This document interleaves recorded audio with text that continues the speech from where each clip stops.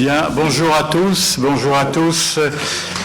Merci de nous avoir rejoints pour cette séance de l'Académie de chirurgie sur la chirurgie humanitaire.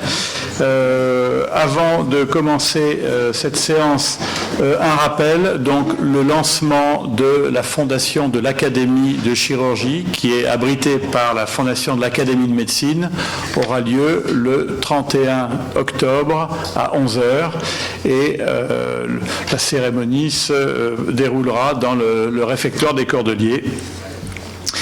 Donc, bien sûr, tous les académiciens sont invités. Une petite annonce, bassement terre à terre. Il est nécessaire de payer sa cotisation quand on fait partie de l'Académie de chirurgie et on a pu faire quelques bilans ce matin par rapport à la comptabilité qui fait apparaître quelques petits manquements. Voilà, donc je vous remercie de tenir compte de cela.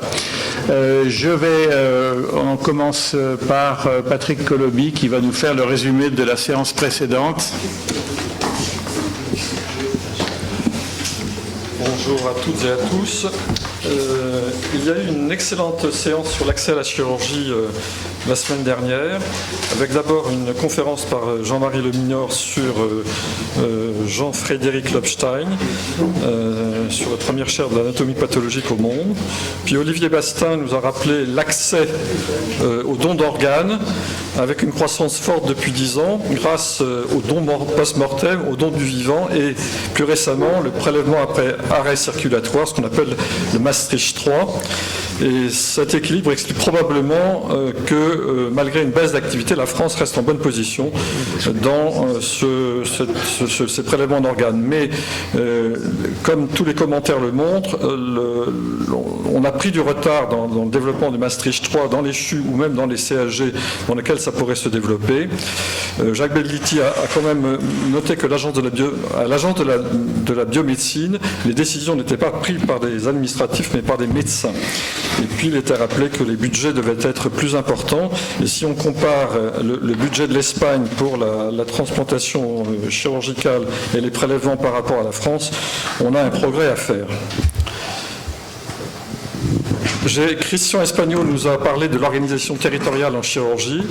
Vous savez qu'actuellement, depuis plus d'un an, des réunions sont organisées par la DGOS, regroupant tous les acteurs concernés, l'Académie de chirurgie bien sûr, la HAS, les ARS et tous les conseils nationaux professionnels pour ensemble décider d'une nouvelle organisation de la chirurgie avec probablement la mise en place de niveaux d'agrément qui seraient sans doute au niveau de 3 et chaque CNP est en train de travailler sur la définition de ces 3 niveaux avant l'écriture d'un décret qui organisera donc l'agrément de la chirurgie. Jacques Meurette nous a parlé ensuite de l'accès aux nouvelles opérations. Vous savez, lorsqu'il y a une nouvelle technologie qui arrive ou une nouvelle intervention, normalement, elle ne devrait pas être utilisée et on ne devrait pas utiliser un code annexe, mais en pratique courante, bien sûr, on utilise un code annexe et on n'a aucune indication sur la réalisation de ces actes.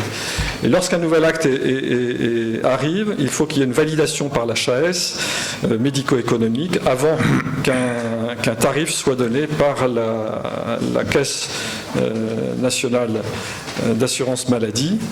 Il y a une autre voie lorsqu'une innovation arrive qui a été mise en place récemment et qui était inscrite dans la loi HPST, c'est le forfait innovation qui s'est maintenant simplifié par rapport à la première mouture et qui peut être une facilité d'évaluer ces innovations.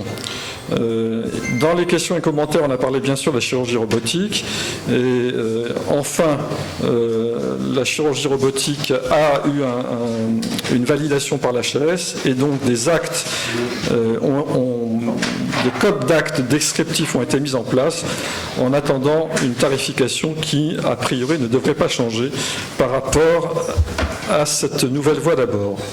Et Christian Espagnol a insisté également sur la valeur des registres dans l'évaluation de ces nouvelles technologies. Hubert Joannet nous a parlé ensuite des urgences et grâce à l'analyse de la base REX de la chirurgie digestive, il a pu être mis en évidence les problématiques rencontrées dans la prise en charge des urgences avec dans 28% des cas un diagnostic raté, dans 41% des cas le diagnostic est fait mais la prise en charge est retardée et notamment l'accessibilité au bloc opératoire. Donc l'analyse de ces événements indésirables liés aux soins est important pour essayer de mettre en place des actions pour remédier à ces problèmes. Et la prise en charge des urgences, vous connaissez, elle est d'actualité.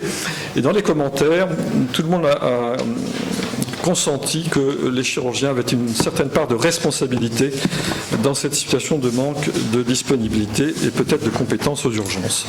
Enfin, Philippe Breil nous a parlé du patient entre chirurgien et mutuelle et de la problématique de ce double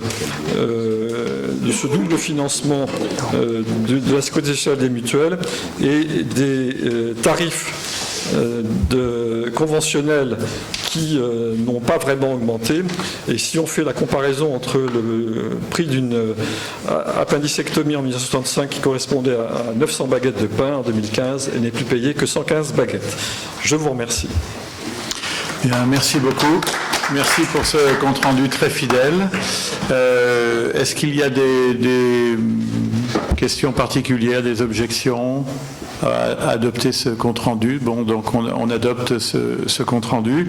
Donc maintenant, je vais appeler Gérard Pascal et Claude Huguet qui vont modérer la séance sur la chirurgie humanitaire.